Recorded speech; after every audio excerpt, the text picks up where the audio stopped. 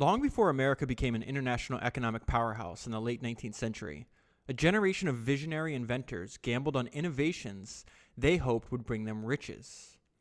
Chief among them was Charles Goodyear, who in the 1830s began an obsessive quest to find the recipe for rubber, the material he believed would change the world. Chasing his dream exacted a stiff price, plunging Goodyear and his family into an underworld of poverty and litigation. He spent extended periods in debtor's prison and acquired powerful enemies determined to control this miracle substance before he did.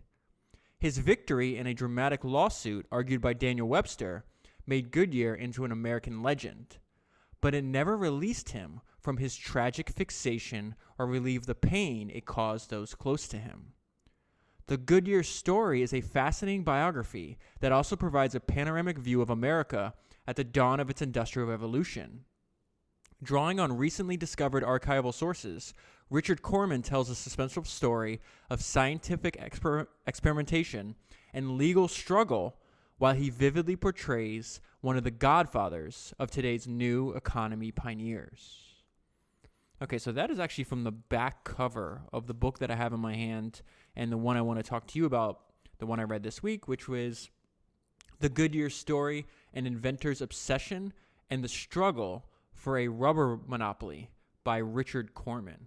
Before I jump into the book, too, I just want to read some of the blurbs that I felt were helpful. They're on the back cover as well. Here's one. It says, a case study in psychopathology. Remember that word. A case study in psychopathology and business. It also portrays the waning era of the inventor as tinkerer before science puts such investigation on a systemic footing.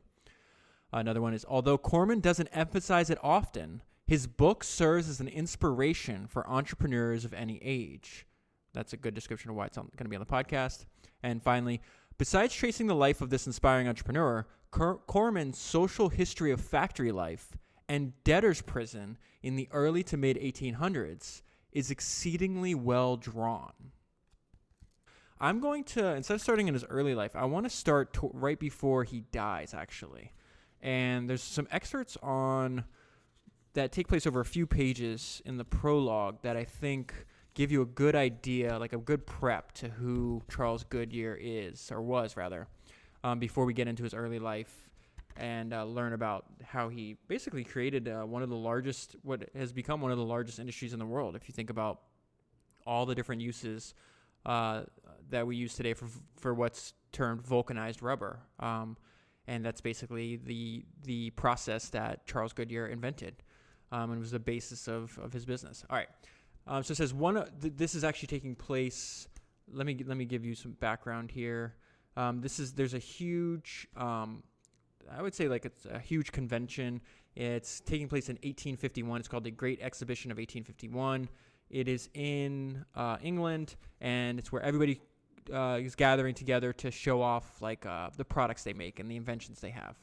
And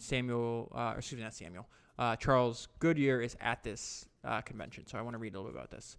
So it says, one of the most celebrated American exhibitors, notorious was the word his competitors would have used, was a former Philadelphia hardware store owner named Charles Goodyear. He epitomized the spirit of the upstart American technologist. So I actually started with that sentence. I wanted to include that sentence at the beginning of the podcast because when I read it, and I'm glad it appears towards the beginning of the book, is it kind of like smacked me in the face where, when I hear the word technologist today, my mind immediately goes to, information technology, the technological revolution that we're currently living through, the one of the internet, computers, basically bits. I don't really think of technology in atoms. And that's my fault. I should. And I think it's helpful when we're going back through history and trying to study like the lives of these people that founded great movements, companies, inventions, whatever the case was. It really is like it was the technology of their day, and all the practical applications of vulcanized rubber that came after 1844, which is when Goodyear was granted his patent on it. It was a form of technology. And so I'm bringing this, talking to you about this at the beginning because it kind of calls out my own ignorance, where it's like, oh, okay, I've got so used to viewing things in my own mindset based on my own experiences, and yet in just a sentence there, the author kind of brings me out of that perspective, and is like, no, you just need to look at, like, technology is all about doing something new, like something more, doing more with less. We just happen to be focused on, information technology. Yet rubber was a massive vulcanized rubber, I should say, because there was a rubber industry before that, of course, that kind of had a boom and then bust. And I'll talk a little bit about that as well in the podcast. But it was a massive technological revolution. And while I was reading this book, I couldn't help but compare and contrast the great book by David McCullough about the Wright brothers. And again, like, they're coming about, I think, 60 years after Goodyear died, maybe like 40 years after Goodyear died, somewhere in there. But, the development of airplane, clearly they were technologists. Now, as I think I'll circle back around to later, is they had a lot of pragmatic traits that Goodyear lacked that made them much more successful in their lives than Goodyear was. So you understand what I mean by that in a little bit. Okay, so let's get back to this exhibition that's happening in the 1850s. Clearly, Charles Goodyear was using his presence at the Great Exhibition to establish himself once and for all as one of the century's leading men of progress, an identity he had been chasing much of his life. So 1851, he's about 51, 52 years old. He's going to die about 7 years. He dies at the age of 59. And at this time, he's been struggling, which, like, the back cover of the book was referencing, for about 25, almost 30 years of his life. Okay, it says, the precocious first child of a hard-working Connecticut farmer and button maker, Goodyear was groomed for a career in business almost from birth. At 17, he entered a hardware store apprenticeship and eventually, in partnership with his father and brother, set up a shop in Philadelphia that seemed to flourish. Then suddenly, the business plunged into financial ruin, and his family returned to the blacksmith's trade, but with Goodyear burdened by a huge debt. So that is, I think Goodyear's life is a warning to all of us about the dangers of debt. Remember, when I opened the podcast, it talks about, hey, he spent a good deal of time in debtor's prison, which we'll obviously get to there. And this is also one of the traits that I feel the Wright brothers mastered. They were industrious. They kept records. They were frugal. They had a profitable bicycle business, if you remember the podcast I did, that supported their experimentation in flight. Goodyear was a very, very reckless person. So that's I'm going to share a lot of that with you today as a warning. Like I always say, like, there's a lot of things I've learned from reading these books about what, like, good ideas that I want to apply in my own life, and I should hopefully share it with you so you do as well.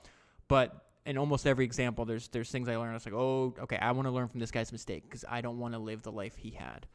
Okay, American mechanics became obsessed with ingenuity as much as rugged individualism. That was also part of the emerging national identity. Remember, this was only about he was born about 25 years after the foundation of America as a country. So it's in its infancy. The virtue of industriousness, technology, and prosperity became for many Americans almost providentially linked. Goodyear made a conscious decision to become a full-time inventor at a time when the New England tinkerer still had an exalted place in the American imagination. As he searched for the technological handhold that would give him a place in the world of invention, Goodyear discovered what he quickly convinced himself would be a miracle substance. It was rubber, and he believed that if he could unlock its potential, it would change his fortunes and change the world as well. This is an important part. With no background in the developing science of chemistry, he was poorly prepared for the task. He knew nothing of molecular science, so all of the breakthroughs that he was able to make, they came solely from trial and error. He had no formal background or education. Now, what's interesting is there's a lot of people that were trying to solve this problem simultaneously that did have a background, and yet Goodyear got there faster. It says something about the benefits of trial and error. It says he never fully understood that what he eventually accomplished by adding chemicals and heat to the pastry raw rubber was one of the auspicious early milestones of the new age of synthetics. All Charles Goodyear knew was that he had a versatile miracle material that he first called, this is his word for vulcanized rubber, he called it heated metallic gum composition, and another time lightheartedly described as the mighty elastic substance. In the 1830s and 40s, as he struggled to find the way to change rubber, Goodyear became obsessed with this miracle substance. This is hilarious. To kind of gives you an idea of, he was very, very much an eccentric. He dressed in rubber and extolled its virtues to anyone who would listen. He had the mentality of the wildcatters who would soon populate the Pennsylvania oil fields. His spendthrift borrowing and spending, and this is something you don't want to emulate, and his unwillingness to return to safer means of earning a living exposed his family to terrible hardship and set events in motion that cost some of them their lives.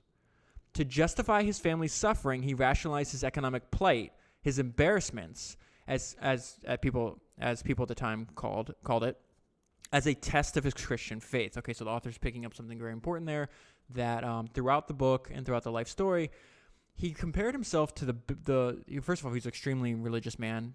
He basically just invented all day long, and then in his any spare time, the only hobbies he had was basically spending time with his family. And in spending time with his family, they would read the Bible and pray and talk about God all the time. So he's a very devout person. And he compared himself to, there's a story in the Bible by, I think you pronounce it Job. And, it's a story of trials and tribulations and how to, maintain your faith even when everything around your life is kind of going to shit. And there's many times in the book where Charles is talking about, they called him, he had a manic optimism, where he's like, he had setback after setback. He's like, this is okay. This is just God testing me. And I know in the future that everything will work out okay because he's already told me this. So that was a central part of his identity. It's something you should know. All right. The Goodyear Story, told and retold, held tremendous appeal for Americans who feared his brush with debtor's prison, but admired his self-made success. And I don't even know if you could ever, he was certainly successful in the sense that he invented, he laid the foundation of an entire new industry where thousands and thousands of people and now, tens of billions of dollars a year is transacted. But he didn't really, he never had I don't think he ever had a positive net worth. After he had some financial success with the hardware store, he was in his 20s, but once that failed, I don't think he was always in debt for the rest of his life, even when he was getting huge payments, license payments to use of his patent. So again, this is where his story differs from the Wright brothers, where he just was very, he was way less a businessman than he was an inventor. And unfortunately, he didn't have the financial discipline that could have maybe saved him from a lot of heartache. All right. But this is important. The story inspired inventor Gail Borden, who was also at the Great Exhibition. And he actually meets Goodyear's sons, and I wanted to include this part. He says, this is a direct quote from Gail, "I should have given up in despair if I had not read a sketch of your father's life," he told one of Goodyear's sons. So again, I do think there you could call Charles Goodyear successful. Financially successful, no, but because he just reaps such a small, he produced way more value than he was able to capture, right? And that's something as entrepreneurs, you have to solve. How are you going to capture just a small percentage of the value that you're creating? Charles never figured that out. But I feel like reading his story inspired, generations of people that came after him, some that met him during his lifetime, just like Gail saying, it's listen, I would have given up if I didn't know about the legendary perseverance. That they were referencing this landmark trial that was argued by Daniel Webster. He's also another famous person in history. In the judge, there's two judges in the trial, and one judge he referenced Charles Goodyear, and he said he had superhuman perseverance. So that's something that I think we should take away.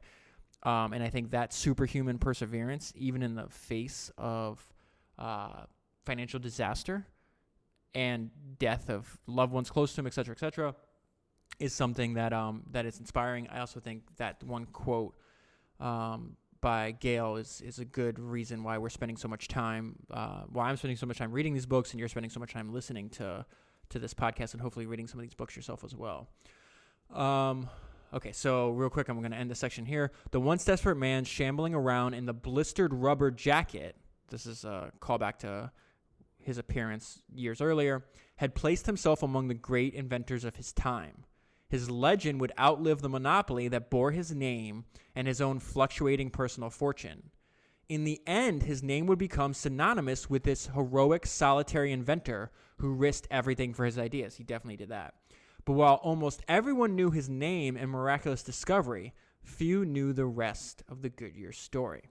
And I think that's a good segue into jumping into his life. Now, he says, while almost everyone knew his name and miraculous discovery, few knew the rest of his Goodyear story. Include me into that latter group, because I have to confess I made a rookie mistake here. I ordered this book. I was like, oh, this sounds interesting, thinking that I was ordering the book for the person that started the Goodyear. Why do I know his name? I know his name because there's a massive American corporation called Goodyear Tires. So clearly the guy that invented rubber is the same founder of the company. Wrong. Wrong. I was completely wrong about that. The Goodyear Tires was created something like 40 years after Charles Goodyear died. And it's in very similar way to how Elon has named Tesla Motors, it's like a dedication to his affinity for Nikola Tesla. The founder of Goodyear Tires was inspired by Charles Goodyear, so he actually named his company after him. And so part of me is like, oh man, David, I can't believe you made that mistake. And then the other part of me was like, well, after I thought about it for a little bit, I was like, well, that might be good that I'm not too prejudiced against the books. Like, if I find a book that's semi-interesting, I just order it immediately, because I think you should be saving money and I think there's a benefit to being frugal in a lot of areas in your life. I don't think in buying books that's one area. Like, if you can risk $10 or $15, maybe $20 on a book, and contained in that book could be an idea that changes your life. So I'm actually glad that I made this mistake, because I wind up ordering the book thinking I was going to get one story, and I got another story, and I still got value out of it. And I think this point was illustrated probably the best by Seth Godin, the author, and he's got one of the most famous blogs on the internet. But he's got this quote that I keep on my phone in my favorites folder, and it says, "A book is a bargain, still, a screaming bargain.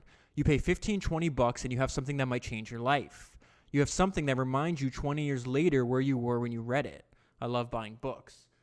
So I kind of share that same sentiment with Seth. Okay, so let's get into... Now we're going to go back in time. Oh, wait, we're done with the Great Exhibition. And we're going to get into his early life. How did he stumble into this desire to want to be an inventor and to go through all the stuff that he went through? So this is a little bit about Charles' father, and it was just describing the time in which he lived. Very provincial, almost no infrastructure at all, very little technology. And it says, it was a time when hardworking businessmen of humble birth could vault into the class of the newly wealthy, but could also take breathtaking falls. And his father's name was Amasa, and so a little bit about him. Amasa was a typical combination of a farmer, artisan, store owner, neither rich nor poor, shifting restlessly from venture to venture, seeking any advantage in a fast-changing regional economy. So those two ideas are linked. There's not a very developed economy. Therefore, you may have a venture that's working today and it's not working next year. Changes rather rapidly, very much more sporadic. And, everybody was basically decentralized and segmented. So he said he spent an inordinate amount of time in his workshop. It was the place of the most sublime activity in Amasa's life. This is really inspiring to me. Making things silenced the murmurings of discontent caused by the exhausting repetitions of farm life. And making things was a regional fixation. So we always talk about on the podcast, it's very bizarre. I'm going to say, definitely don't want to go back to this time, but almost everybody at this time worked for themselves in some way. Now, a lot of it was subsistence, so they were growing their own food. Maybe you have a slight surplus you could sell to your neighbor, whatever the case was. But we went from a time where almost everybody was, for all intents and purposes, self-employed, to now, at least in the country I live in, it's one of the most distressing statistics I've come across is like we're at a 40-year low for the start of new businesses, and the percentage of people that are self-employed is at a 40-year low, and I find that extremely distressing. It should be the opposite. And unfortunately, in my opinion, we're going in the opposite direction. And you see the problems when you kind of outsource your responsibility of making a living to just to the whims of a large company or a boss or whatever the case is. Like a lot of people think it's security, and I really don't think. Like I always tell you, back when I was in college 15 years ago, this is right before Facebook. I had a MySpace profile, and on my MySpace profile, there's a quote that I think of all the time, and it's there's no such thing as security, only opportunity. And so these people, like, I don't want to live the life they had, but they made things. Where a lot of people that just have a normal day job, like, they're not making things, they're not creating stuff that's new. They're kind of moving existing things around. Maybe I don't want to like overgeneralize there. I mean, you are like you. Let's say people that have a normal job, they may be a part of a larger thing being made. But I like this idea of just small groups of people, even one person making something that say, hey, I need to create this. And that, of course, could be like the seed, the beginning of a company that grows. But what I'm most excited about in the age we are in now is like you see that the optimal size of a company, meaning the amount of employees, that's what I mean by size, is actually decreasing, which speaks to like the leverage that technology is enabling us to do. And I love seeing, people that have left reviews already know this because I covered this book that expounds on this idea. It's called Unscaled. And I forgot the author's name at the moment, but he wrote an entire book about, hey, I think the economies of scale that were a result of the Industrial Revolution, the last, 150, 200 years of commerce in the Western world, I think that's being reversed. And that's this whole thesis for the book. And it's one that I basically agree with as well. So anyways, it's weird how things, the more they change, the more they stay the same. In this case, one of the, farm life sucked. He didn't want to do that all the time. But then his hobby, his relief was creating something, becoming what they said, an artisan, a store owner. And he says, making things silence the murmurings of discontent caused by the exhausting repetitions of farm life. And making things was a regional fixation. Entrepreneurs all around New England reinvented the farmer's tool shop as a site for rapid production rather than handcrafted perfection.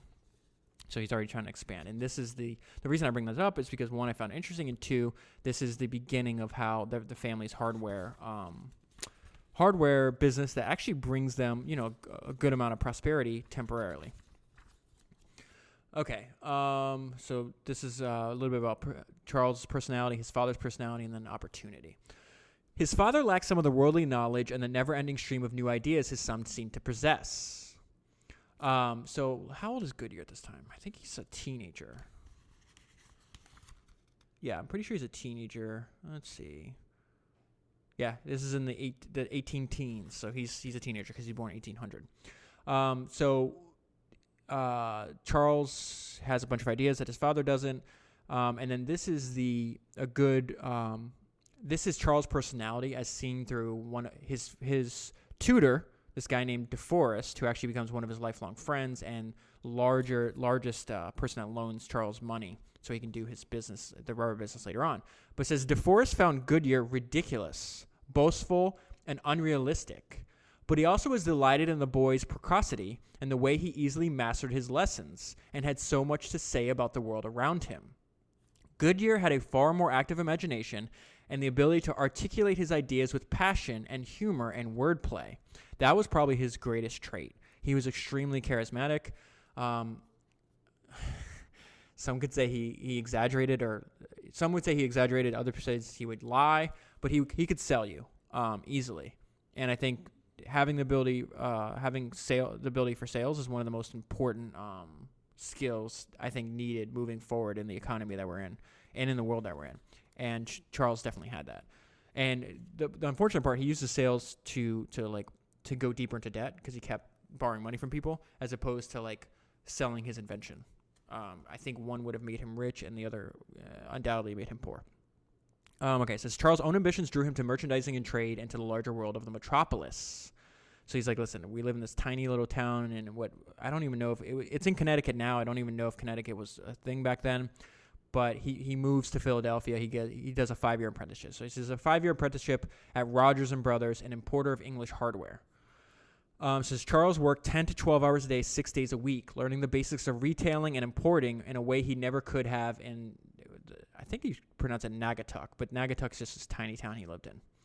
The hard work wore him down, and soon he became so sick that by age 21, he had to return home to Connecticut. He would have preferred to remain in Philadelphia to start his own business. He was greatly disappointed. So that just covers the years from 17 to 21.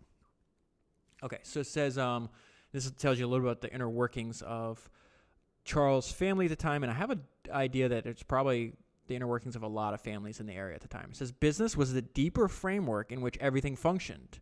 It was an obsession that enveloped all the Goodyears, but possessed Charles in particular. Clarissa, this is the wife. He marries her in 1824 when they're relatively young. He says, Clarissa learned that loving Charles meant loving to hear his ideas, which he discussed obsessively.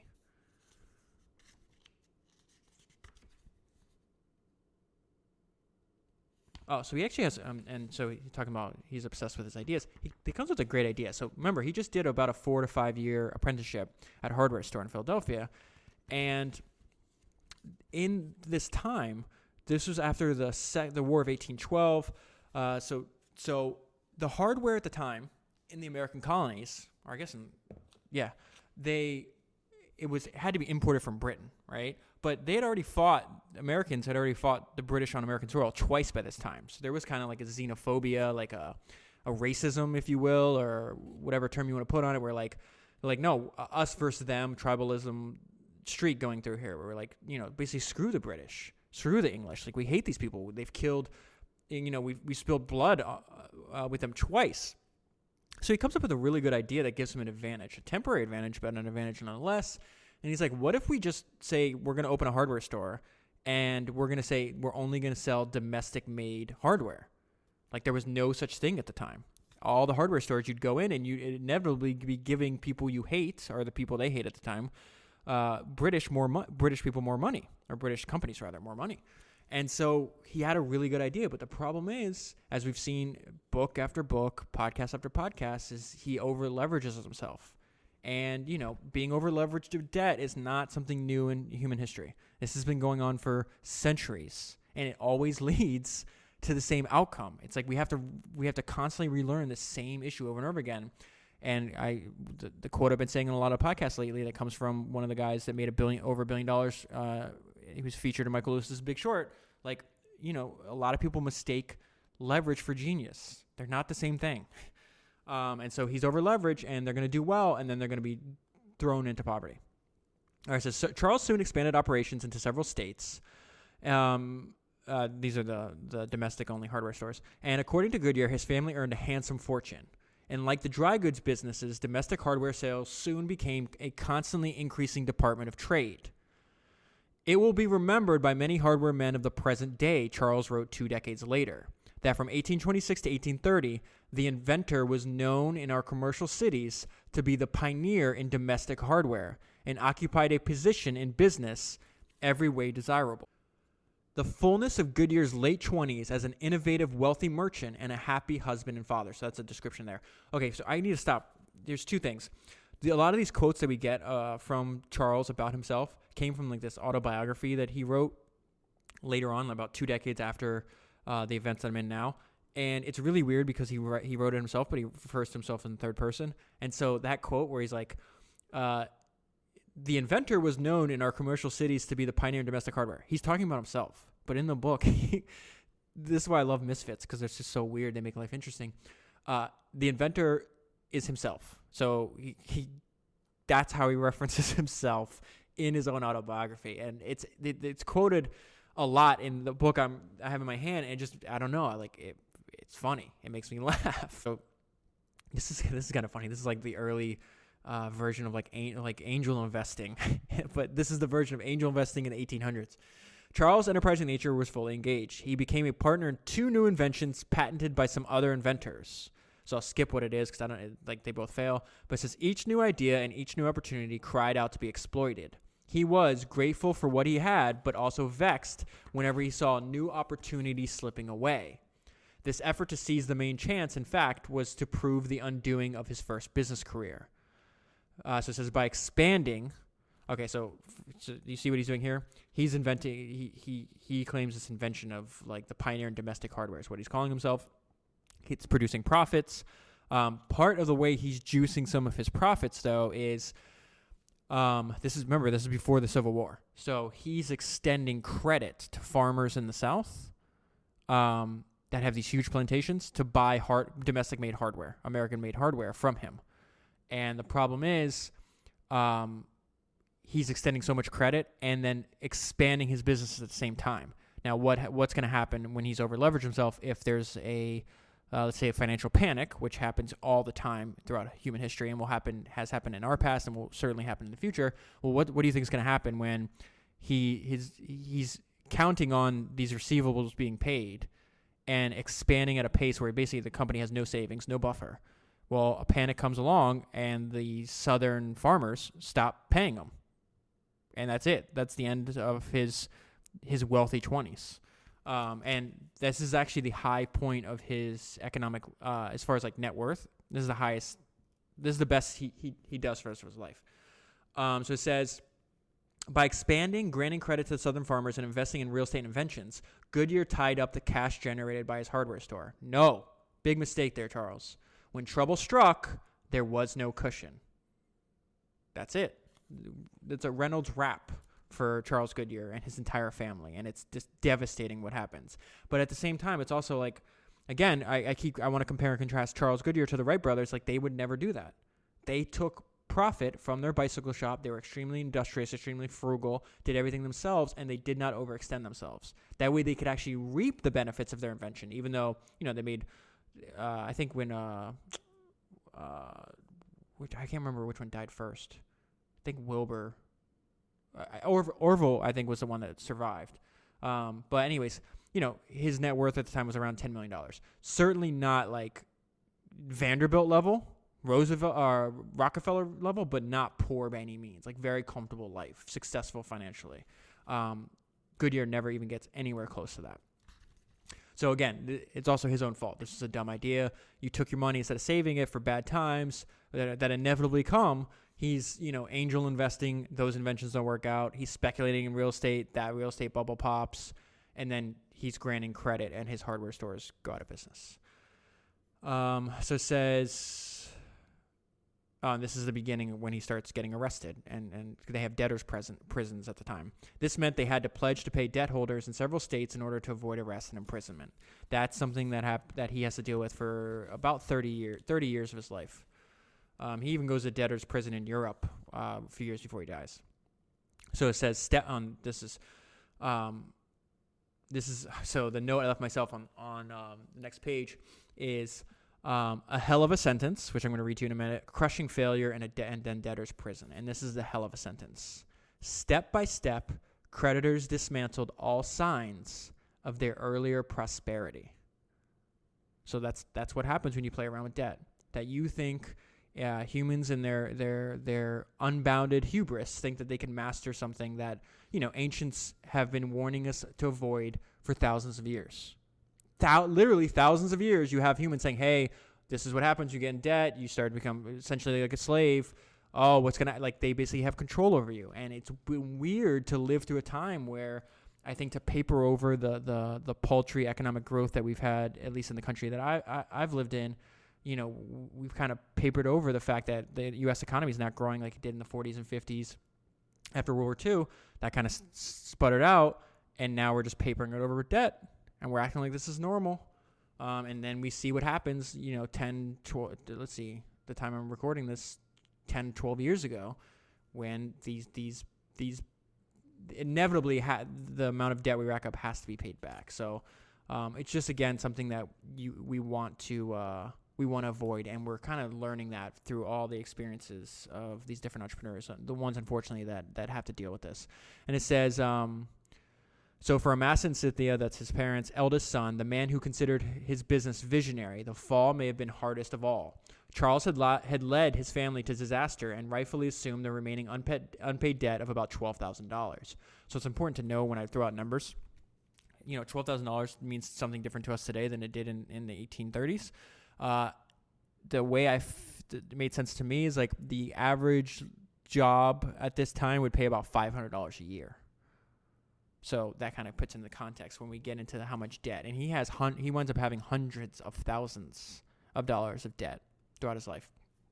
And, that's excessive.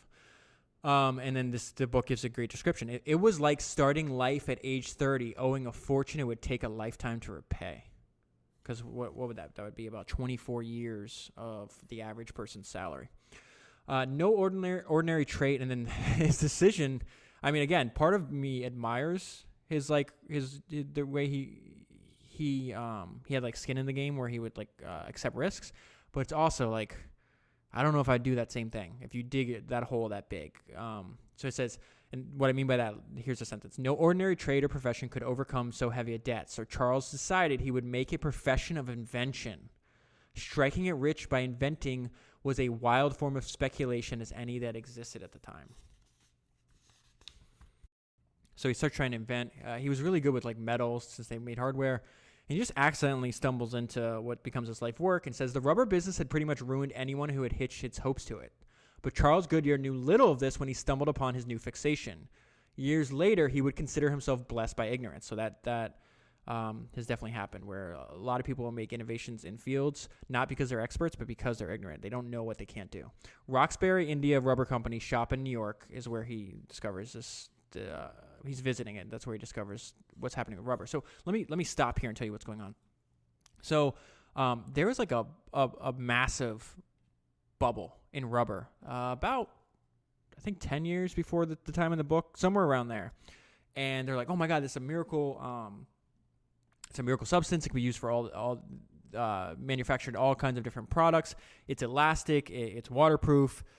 It doesn't break. It has, all the benefits. At the time, though, before Goodyear invented vulcanized rubber, they didn't know that it wouldn't last. So what happened was the outside would be fine, but then slowly but surely there'd be like this odor that come from it, right? People are like, oh, what does that smell? And then what happens was the inside was decaying. And so the outside would look strong, and then the things that were supposed to be unbreakable would start to break because they didn't. What Charles Goodyear, what he discovered was they were trying to heat rubber with other materials like sulfur and lead and all this other stuff, but they were doing it like 200, 215 degrees. You'd have to get up to like 275. So that is the foundation of what he discovered by accident, that it's counterintuitive that, if you go, let's say you go above 215, 220, whatever the actual temperature was, it starts to fall apart. But if you kept it in there and the heat increased, it would actually bond and make the bond stronger, so then it wouldn't decay from the inside. It would actually last longer. So the reason I bring that up is because when Goodyear gets started in this, he's on the the trough of sorrow. You ever see that describes how this phenomenon that's apparent throughout history with regard to humanity, that is. It's like there's like these bubbles, like we all get really excited about something, then it pops, then it goes down, and then you have like a long period to actually of like experimentation and struggle before it rises again to some level of utility. I think that's what it's called. But in any case, that's where Goodyear is introduced to the rubber industry. Now, what I found interesting was I'm always interested by these ideas that humans discover, even though they're separated by geography, thousands of miles, and in some cases centuries. So Goodyear developed vulcanization of rubber in 1839, but there's been like they call them Mesoamericans. So people, the cultures in South America, there was also some in the Native Americans. They had stabilized rubber for other objects as early as like 1600. So this was an idea that humans kept discovering, that, hey, this substance, this natural rubber substance that comes from the bark of this tree has some kind of utility. And so, across a couple centuries and different cultures, you had people doing experimentations with it.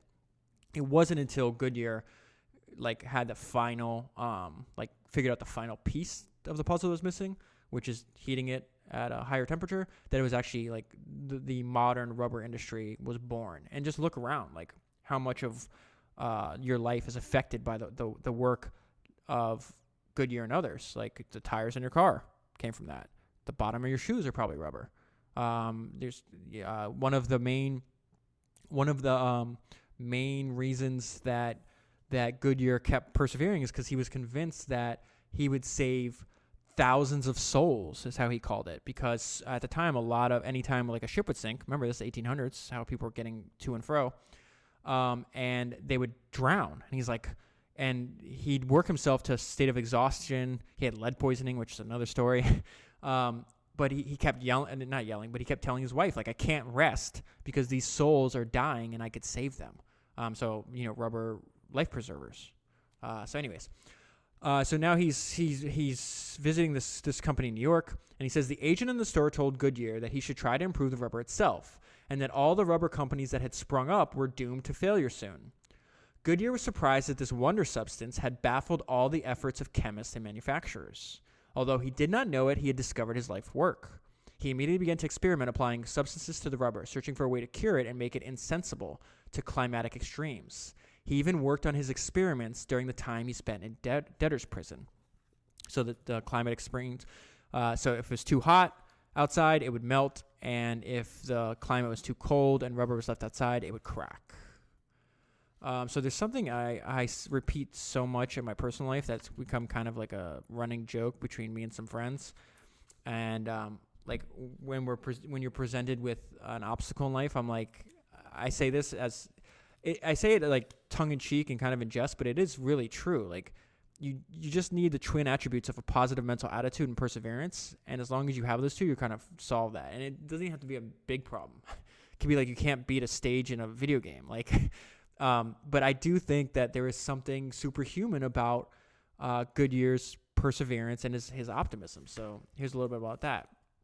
Now there's about 6 years have passed in the book. So it says, he was now nearly 36 and had aged dramatically from his days of success in Philadelphia.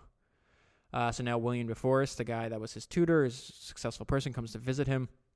It says William DeForest came to see his friend and was surprised at Goodyear's worn appearance and shabby clothing. On reaching the room where Goodyear lived and worked, DeForest found a space littered with kettles, gum shellac, and rubber. Goodyear chirped optimistically, "William, here is something that will pay all my debts and make us comfortable." It says, "The India rubber business is below par," answered DeForest. And then this is a reply from Goodyear, "And I am the man to bring it back again." And one of the things that's so devastating about his life story is that he would make, so the notes I would leave myself is like he'd make one step forward, two steps back. He'd make little progress and then inevitably just kind of find ways to kind of screw it up. Some of those, within his control, some without. I would argue that also being unprepared for things outside of your control is something like he should have known given his past experiences. So he's made progress with rubber. He still has not vulcanized it. We're about, about 3 years before he discovers a process, and about 9 years before he's granted the patent. So he's got a business going. He thinks he solved the issue of rubber rotting away, but he's still heavily in debt. The company's making a little bit of money, but it's not enough to service his debts. And then, I'll go right to the book.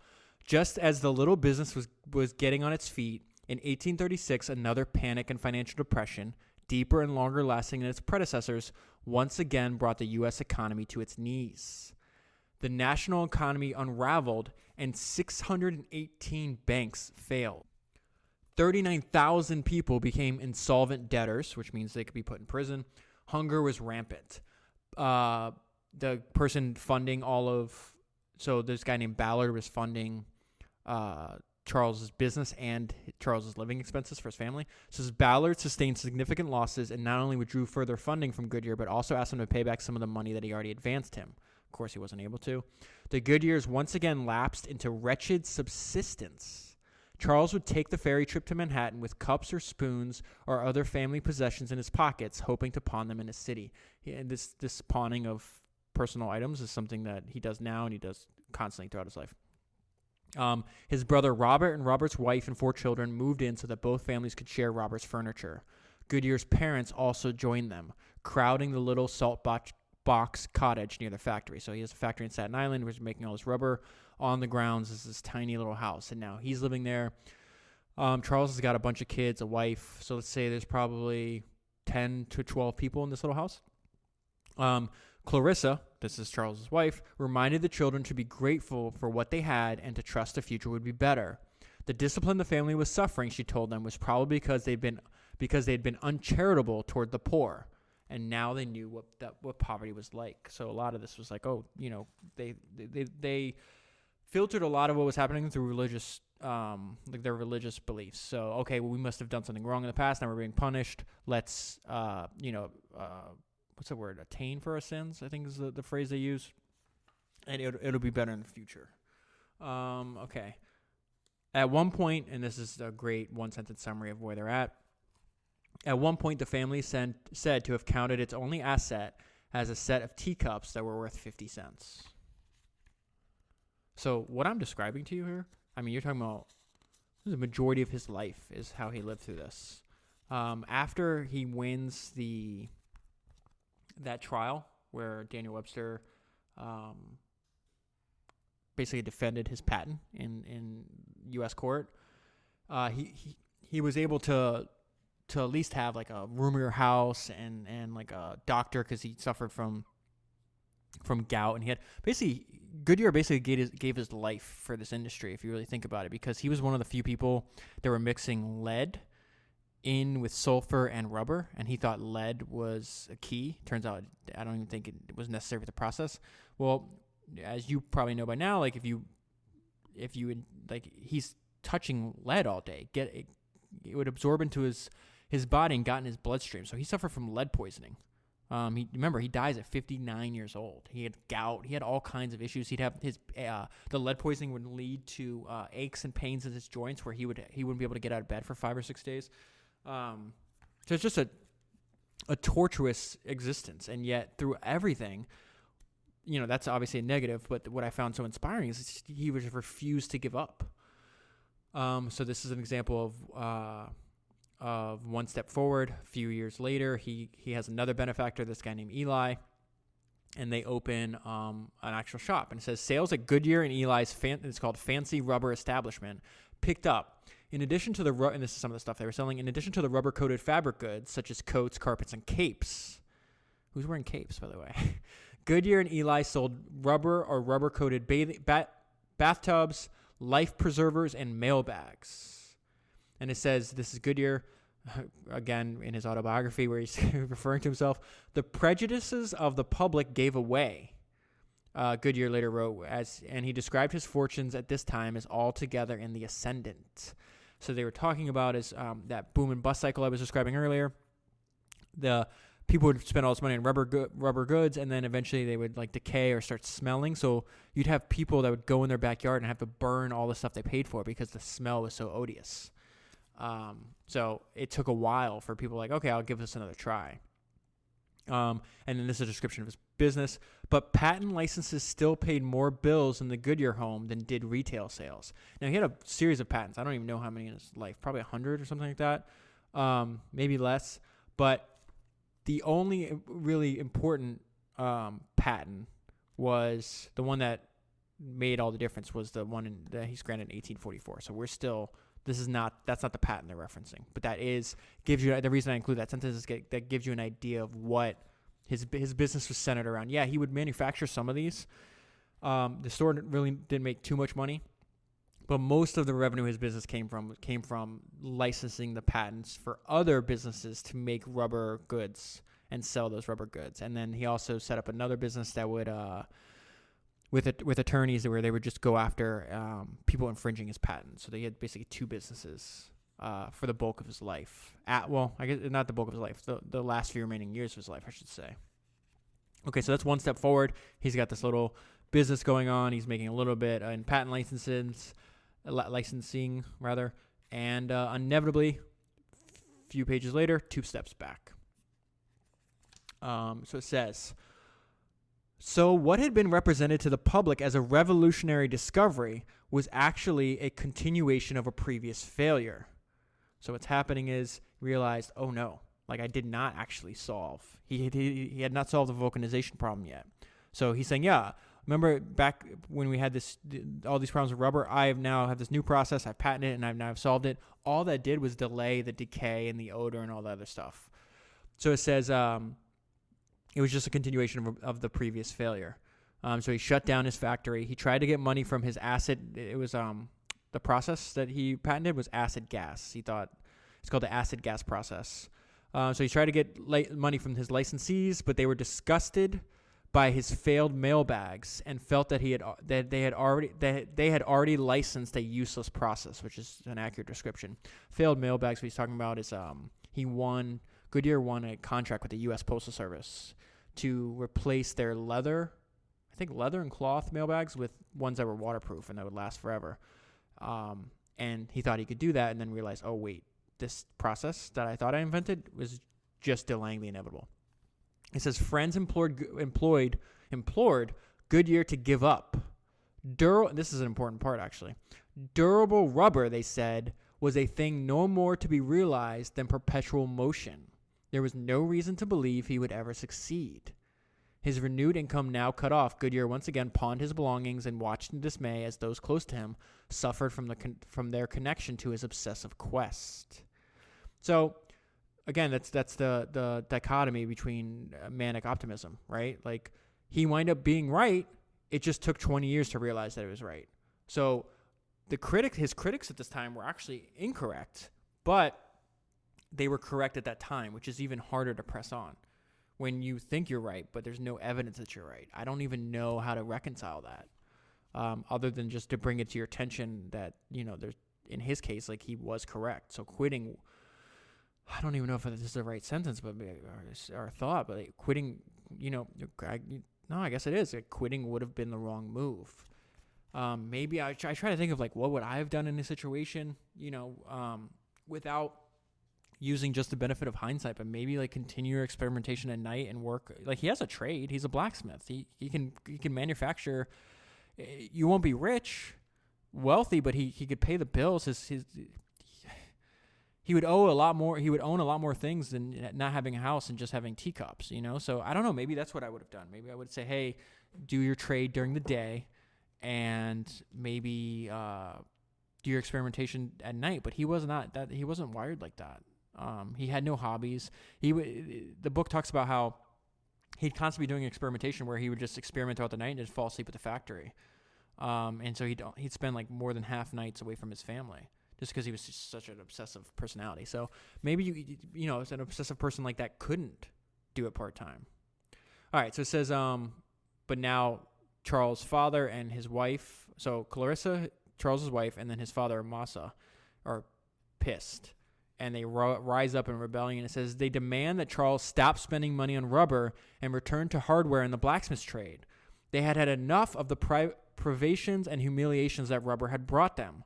Charles' quest seemed less like the God-given mission he implied it was than an ungodly elevation of self, a vainglorious striving swaddled in half-hearted promises about the responsibility to take care of family and pay debts. It's a great sentence there.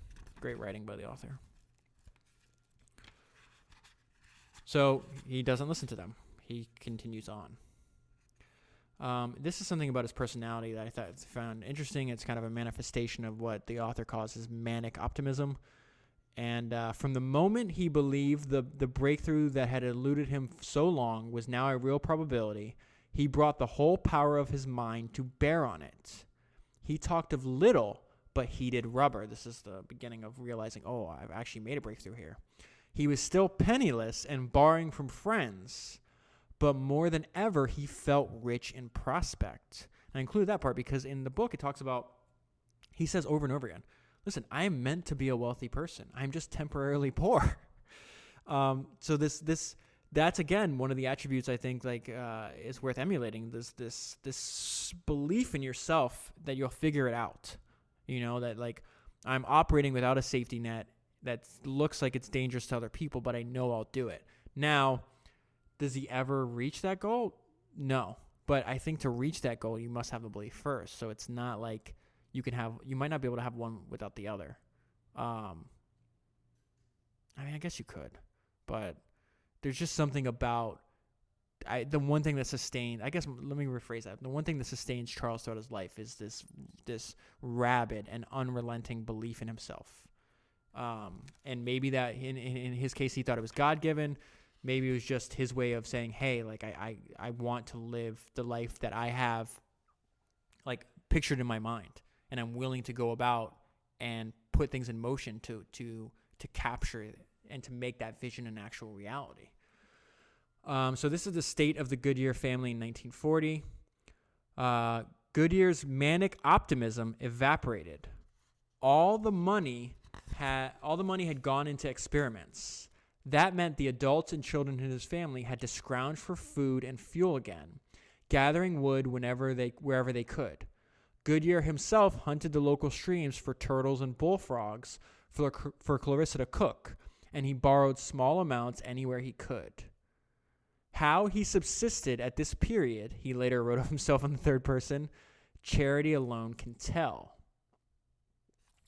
So that a family friend, this guy named William Beers, is giving us an insight into the family at this time.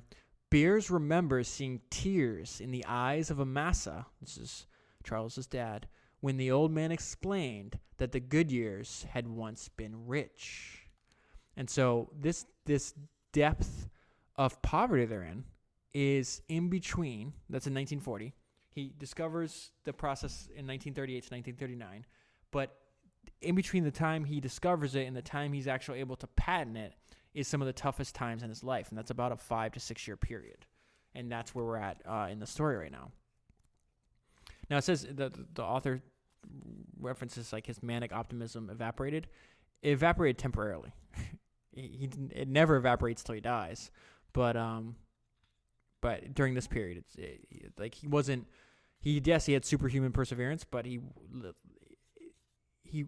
wasn't able to sustain that optimism forever. He had periods of doubt. Now, what's weird about that is he never actually went and tried to get another job or anything. He just kept going. And this is an example of the level of perseverance he had that I think makes him abnormal. And a little bit about his personality. So it says, Goodyear's perseverance in the face of disaster had a mesmerizing effect on those around him. While some laughed at him or pitied him, others clearly were drawn to his vision of riches from rubber and his dead certainty that he would triumph. He demanded to be listened to, and in an age when face-to-face communication remained the most electrifying source of ideas and feelings, he won enough confidence to convince his neighbors to work for him for free or for very uncertain deferred wages. He's also able to basically he was constantly in debt, but he constantly found new investors. And so that charisma, that persuasion that he had was one of his superpowers.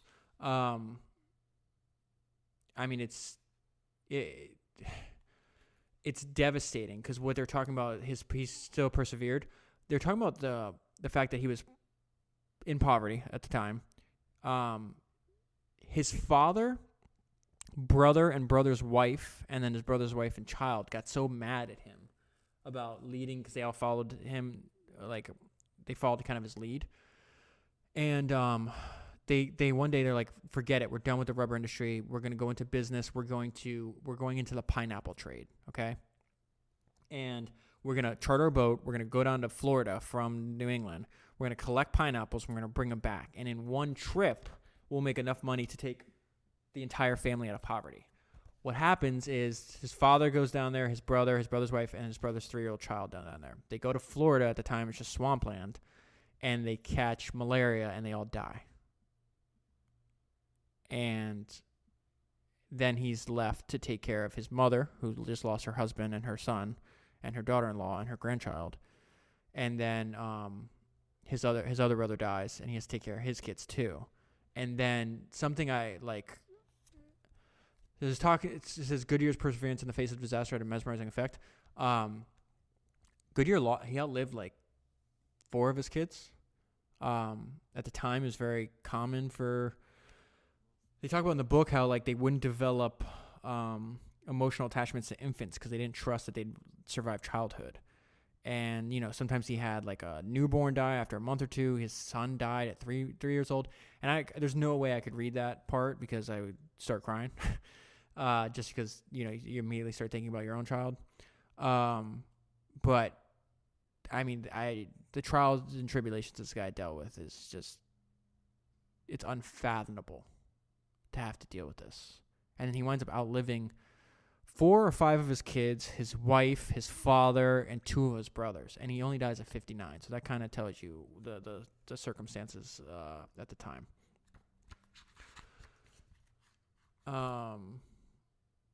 Okay, so here we go. There's more about his debt.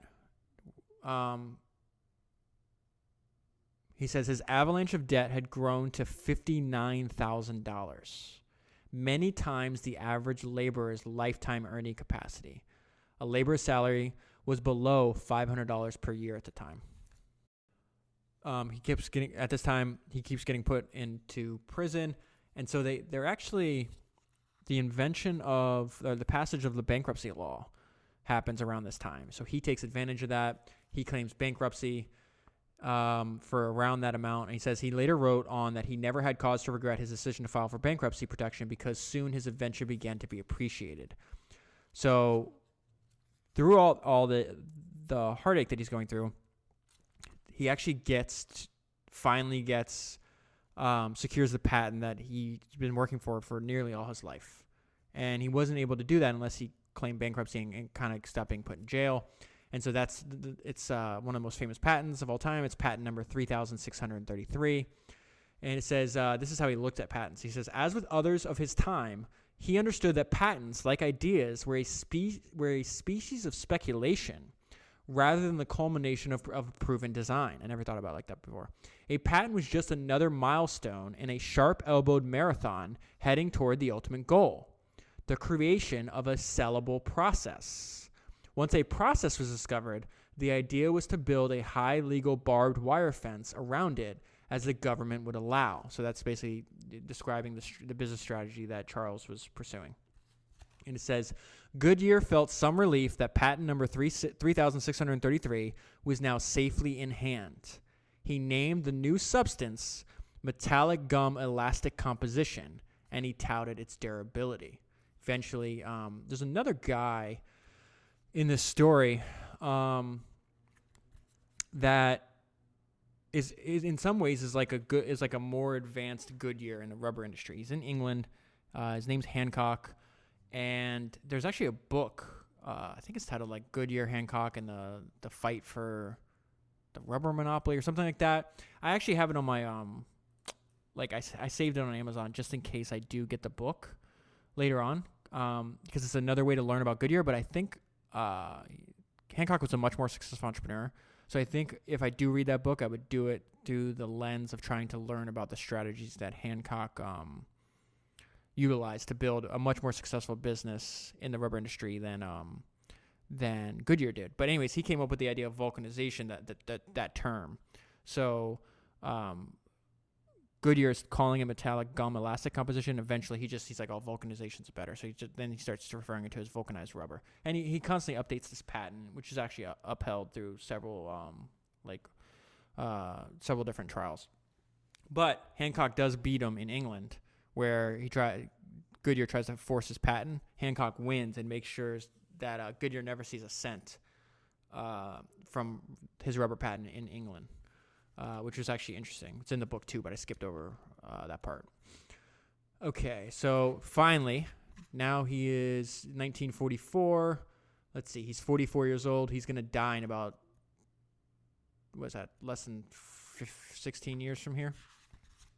But I want to get into his new way to make money. This is how he makes money. But again, he's racked up so much debt that he makes a lot of money, but he never works himself out of the debt. So it says, in his first few years after winning his patent, Goodyear sold licenses as prodigally, I don't know how to pronounce that word, as he signed IOUs. One of his earliest licenses for sheared rubber to be used in suspenders went to a New Haven manufacturer who paid Goodyear $15,000 for the right to make rubber products, including sheared fabric, under Goodyear's 4 rubber-related patents. So I'm just going through all the different ways he sold it. So $15,000, that's obviously a lot of money. But I think when he dies, his estate says he has debt, I think around like $200,000, something like that. Because he has cash flow, but then he reinvests it because he's like, oh, I'm not going to stop there. Like rubber he thought it could be used for, I think he wrote something like 300 different pages of all kinds of inventions that he planned to apply rubber to. So it says Goodyear sold a license for shoemaking. He also licensed the use of his patent to make rubber clothing.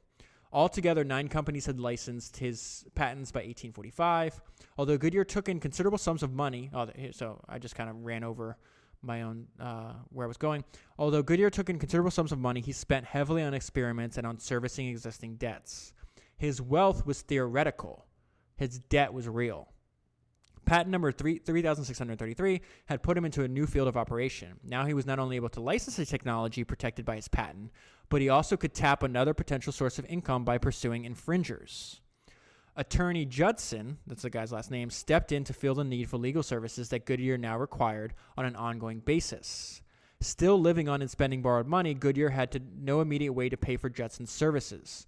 So this is another mistake he makes. So he did what he had become accustomed to do, stripping off a layer of equity in his invention and patent and using it as a payment. So Judson makes a small fortune that Goodyear never does because Goodyear is just a really good inventor, just a terrible business person. He just did terrible deals like this over and over again. Thus, Goodyear executed the first of a series of agreements with Judson, making the attorney a 5% partner in patent number 3633 and any and all rubber inventions and a 10% partner in any future inventions. Come on, man. You just gave away the farm. And then slowly but surely, Judson, I think, saw Goodyear as a mark, and he winds up getting, I think, like 40% of the patent. Do more deals like this. At any time that Goodyear ran out of money, which was all the time, he kept just selling the most valuable thing he owned, which was equity. That's the frustrating part about reading the book. It's like, Goodyear, come on, man. What are you doing? It's very frustrating. He also did some weird things, like he never kept a record at all. So, like, when he died, his son had to try to settle his estate, which took like 10 years or something like that. And it's like he didn't even know who he owed money to. He'd forget. He was just, okay, so let's look at that. It's like a weird thing to do, right? Like, how do you keep records of nothing except for like your inventions? He had the good part is he was solely focused on making inventions that he thought was for the betterment of the world. The bad thing was, because of his carelessness, it impoverished himself and his family and caused heartache and trouble for himself and those around him. So you have to take the good parts of his personality without the bad parts. Because if you have a combination like that, you're going to have a miserable life, which I definitely think Goodyear had, even though he might not have thought it like that. So this is an example of the devastatingness of his work on his health. So it says, in the mornings and evenings, his joint ached. Doctors told him he had gout, but more likely he suffered from lead poisoning. His feet and toes hurt so much that he often used a cane or crutches to move around, giving him the appearance of being older than his 52 years. His face had a yellow, unhealthy color. His eyes seemed to have retreated into his head. The inventor's career, Goodyear had learned, was a melancholy pursuit. A volume might be written in explanation of the peculiar difficulties and embarrassments to which inventors are subject. As a general rule, their labors begin, continue, and end in necessity, Goodyear wrote. So again, that's from his autobiography. And even with all these health difficulties, this sentence is a good description of him. Goodyear resolved to carry on.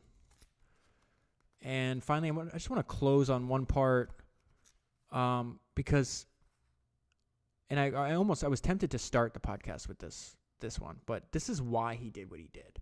And I think it's fun understanding why, or explaining to other people why you're doing what you're doing is fundamental for them understanding the importance of it. And I think in general, it's a good leadership principle to not just give instructions or not just give tasks and expect them to be completed, but explain to the people that you're working with, why is it important that this happens?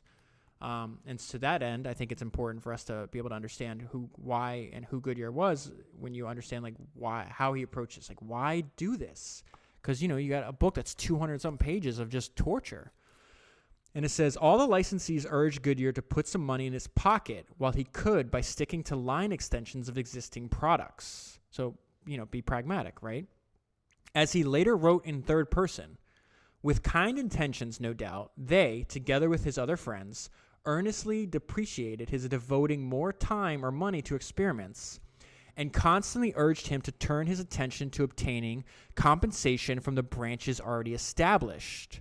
Instead, he imagined a world of rubber bag clasps, rubber swords, rubber pistol covers, rubber pontoons and pontoon boats, rubber breast pumps and urine bags. This world was taking shape in an 8-inch by 6-inch hardcover journal on whose gold-edged pages he sketched, in delicate, sure-handed pencil lines, his visions. He's sketching out his visions in this notebook.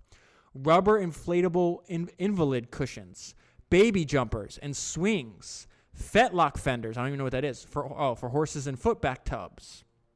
Goodyear kept his journal and pencil at his bedside, and he rose frequently during the night to record his latest epiphany. His experience had put him in possession, he believed, of much information that would otherwise be lost in the event of his death.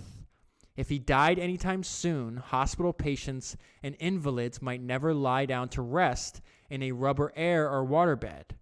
The hard of hearing could never benefit from a rubber ear trumpet, and hernia sufferers would never be soothed by the abdominal supporters and tusses he had designed.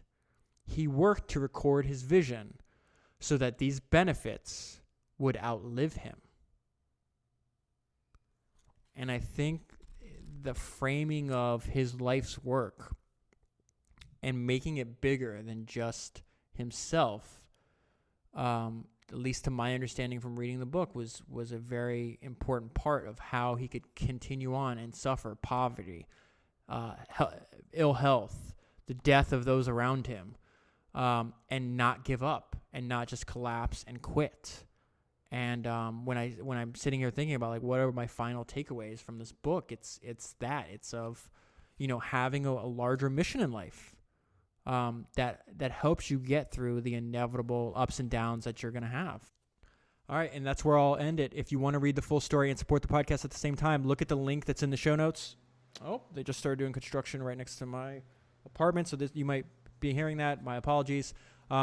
If not, go to amazon.com/shop/founders podcast, and you can see every single book that I've done so far for the podcast. If you buy it through that link, the podcast gets a small percentage of the sale, no additional cost to you. It's a great way to get a book that you'll love and support the podcast at the same time. And if you go to Amazon, whoa, super loud. All right, I guess that ends it. Just look for the link, and I'll talk to you next week.